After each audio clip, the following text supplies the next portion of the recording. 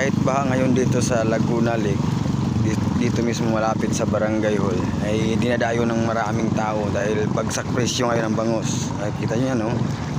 Kaya tayo, nahihirapan tayong makalapit dun sa pinakabungad na yung daungan mismo ng mga bangka kung saan bagsak presyo yung mga bangus. Kaya puntahan natin ngayon, titingnan natin kung gaano kalaki yung mga bangus na nandun.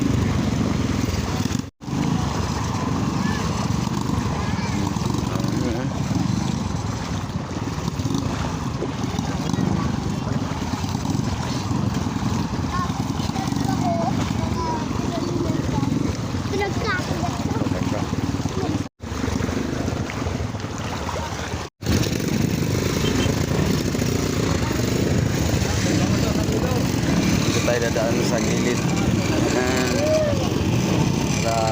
mahirap yun oh, traffic din.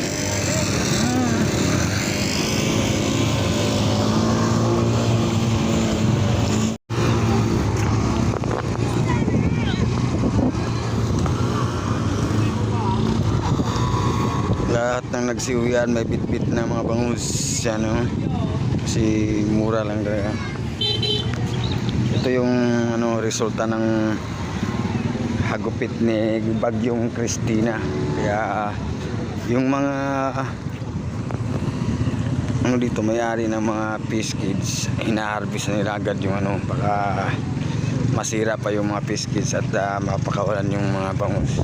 Kaya ang ginawa nila, hina-harvest na kahapon pa ito hina-harvest, kaya ngayon binabagsak na. Simulan kasi kahapon buong araw kasang hangin.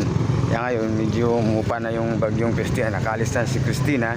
Ito na yung dito, yung ganap dito no. Daming tao.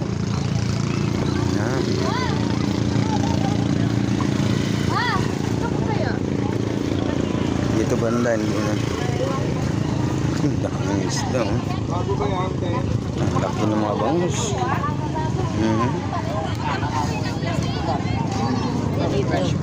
Kuya, patimbang ako yung sa isa. Ayan guys, doon tayo banda sa dulo guys. Ayan. Kita mo, malaki ng mga bangus. Nasa gilid na ng kalsada. Ayan.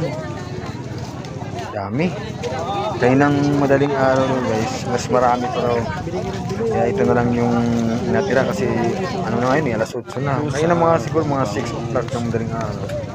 Mas marami pa dito yung naka-display. Eh, binibili na yung iba, kaya ito na lang yung natira oh. Pero may dumadaong pa rin oh. Tingnan natin, puntahan natin yung mismong daungan. Daming bangus. May maliit, may malaki. Bangus din kadalasan, wala tayong nakita ng tilapia. Ayun oh, dami. Bagong dating.